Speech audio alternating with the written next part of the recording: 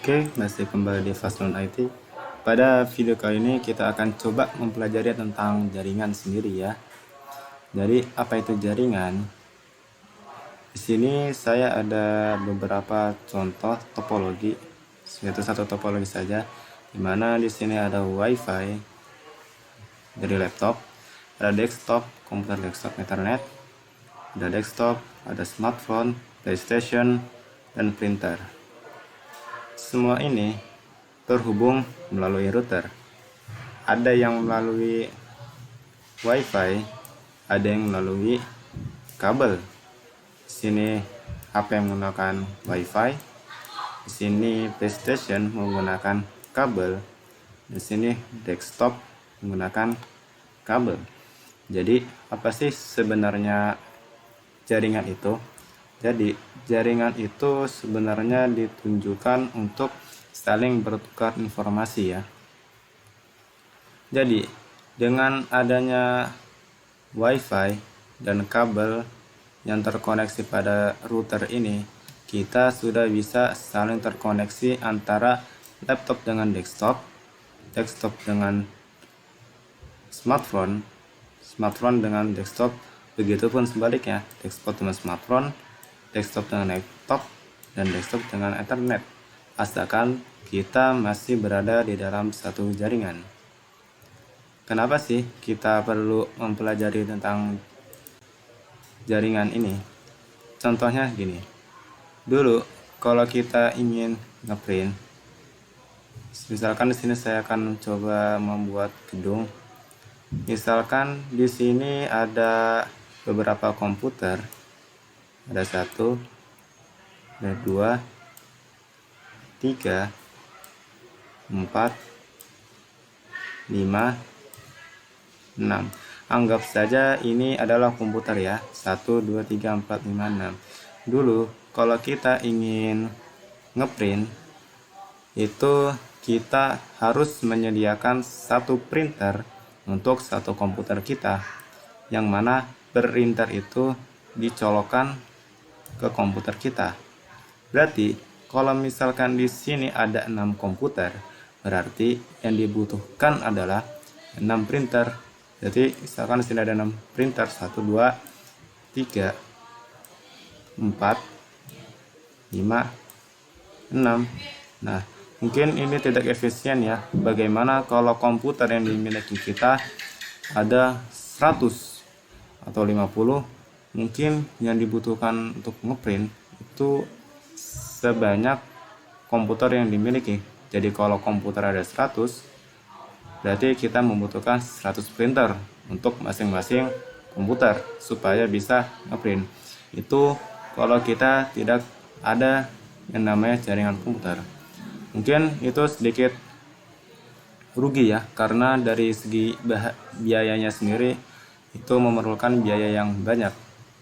Sekarang dengan adanya jaringan komputer ini, satu printer saja itu bisa untuk ngeprint semua komputer yang terhubung dengan jaringannya.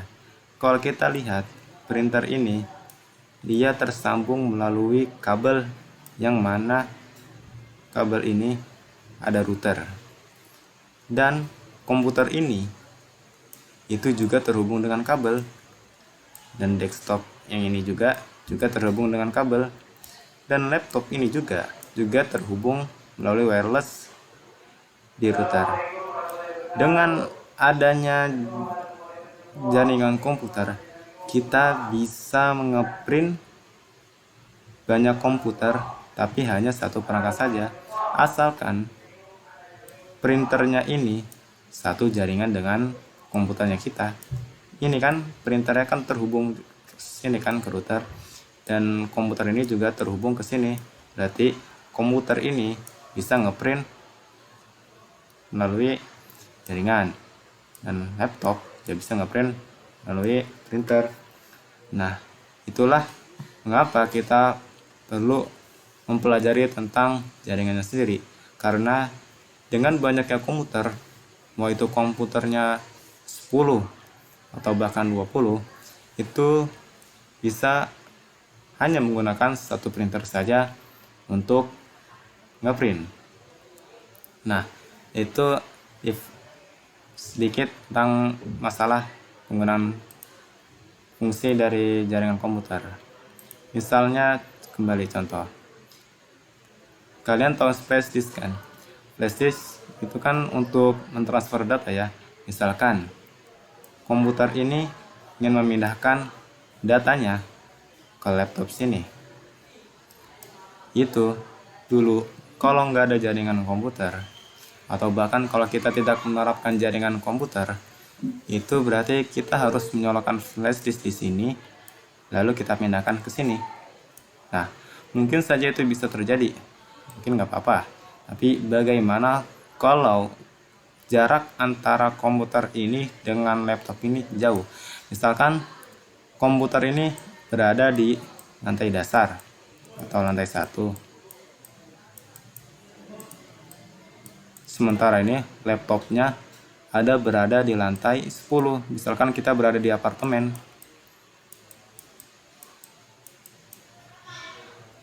Lantai 10. Nah, mungkin ini sedikit membutuhkan banyak tenaga dan banyak waktu juga. Karena untuk memindahkan data saja, kita harus jalan melalui lantai. Atau kita juga sekarang ada lift, tapi kan itu sedikit membutuhkan banyak tenaga, hanya sekedar mengirimkan data saja. Oh, nggak harus lewat tangga juga atau lift, kan bisa lewat internet. Nah, permasalahannya kalau seumpamanya kita nggak ada internet gimana? Nah, itulah salah satu permasalahan ketika kita tidak memiliki konsep jaringan komputer. Nah, dengan adanya jaringan komputer, kita bisa menerapkan sharing data. Misalkan di sini komputer sudah di setup untuk sharing data, dan laptop di sini juga sudah di setup untuk sharing data, sehingga komputer ini bisa mengakses data yang berada di laptop, dan laptop ini juga bisa mengakses data yang ada di komputer, asalkan mereka itu satu jaringan. Nah, itulah keuntungan kita menggunakan konsep jaringan pada komputer, terutama pada kehidupan pekerjaan. Misalkan begini contohnya. Kalau kalian lihat ini, mungkin kalian ada yang menonton melalui komputer ataupun melalui smartphone ya. Misalkan di smartphone ini kita membuka YouTube ya, youtube.com. Itu laptop atau komputer yang Anda gunakan itu sebenarnya sudah menerapkan konsep dari jaringan, yang mana misalkan HP ini mengakses youtube.com, lalu HP ini terhubung melalui WiFi, yang mana WiFi-nya ini ia memiliki akses internet dan ia terhubung melalui ISP atau Internet Service Provider. Lalu dari ISP-nya ini dia terhubung melalui jaringan yang super besar, yaitu internet. Yang mana di internet itu ada sebuah server yang namanya youtube.com, sehingga handphone ini bisa mengakses youtube.com seperti itu. Mungkin itu sedikit tentang penjelasan pengenalan tentang jaringan komputer.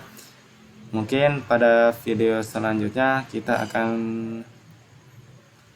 membuat topologi sederhana dan memahaminya secara sederhana juga. Mungkin pemahaman ini bisa dipahami dengan baik. Mungkin kalau ada teman-teman yang ingin bertanya, bisa ditanyakan di kolom komentar. Terima kasih.